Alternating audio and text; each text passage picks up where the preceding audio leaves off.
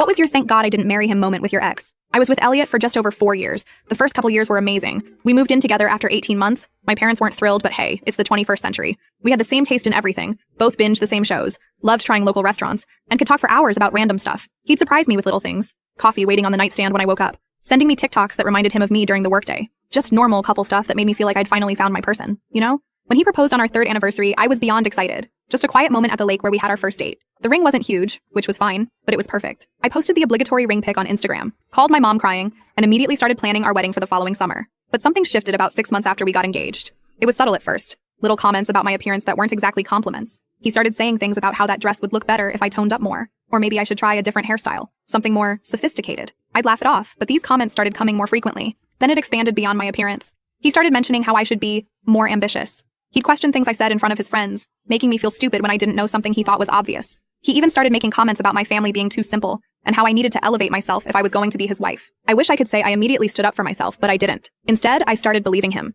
I changed my hair, bought new clothes, started working longer hours. I even took online courses because he said I needed to be more cultured. Looking back, it's embarrassing how much I tried to change for him. But when you love someone, sometimes you don't see how toxic things have become until you're drowning in it. The breaking point came 3 months before our wedding. We were talking about final details when he made a comment about my dress, which he hadn't seen. I'm traditional that way. He said his mom was worried I'd choose something expected rather than classy enough. When I asked what that meant, he just unleashed. He went on this rant about how he'd been settling and was starting to realize I wasn't wife material for someone like him. He said his family had concerns about me being able to represent him properly in social circles. Then came the words I'll never forget. He looked me straight in the eyes and said I wasn't worthy of being his wife, and he thought he could find someone better. I just sat there completely stunned. 4 years together? And that's what he thought of me? That I wasn't worthy? Who even says that to someone they supposedly love? I didn't cry. I didn't scream. I just laughed. It wasn't intentional. It just bubbled up from somewhere deep inside me. The absurdity of it all hit me at once. This man who I'd been trying so hard to please for months was telling me I wasn't good enough, when the reality was he wasn't worthy of me. My laugh obviously wasn't the reaction he expected. He looked confused, then angry, demanding to know what was so funny. I just shook my head and told him he was right.